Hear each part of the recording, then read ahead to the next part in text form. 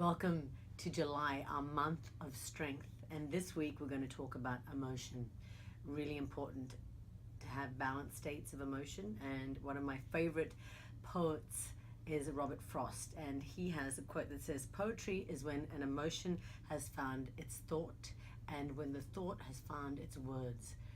Just think about that for a second. So how that sort of balances out. And I think that's a really interesting way. Poetry is the way that we express an idea that is probably transcendent of what we think it might be into what it really is. So maybe you'll write to me and give me some really beautiful poems or haiku. I don't mind. Share with me.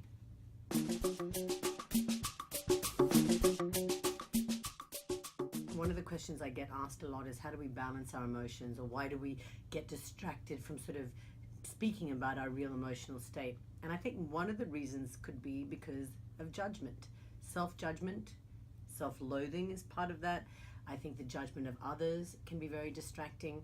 So I think it's really important, rather than you just blurt out, "This is how I feel," and we play that sort of blame game, which is kind of sometimes intrinsic to the space of emotion. Take responsibility and own it, and kind of say to yourself, "This is how I feel," regardless of how it might impact another, and regardless of the blame game I might want to get entangled with.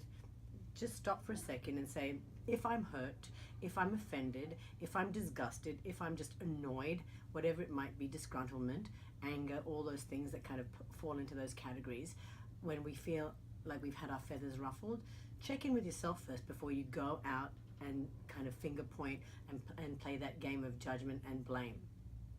Take responsibility. Maybe just write a few notes to yourself, journal, or maybe even you'll take Robert Frost's idea and write it into a haiku or a poem, and share it in your social, or with your friends, or with the person that you find is causing that reaction. So instead of that blame game again, pull it back, stop a second, check in with yourself, take a breath, meditate on it, and let it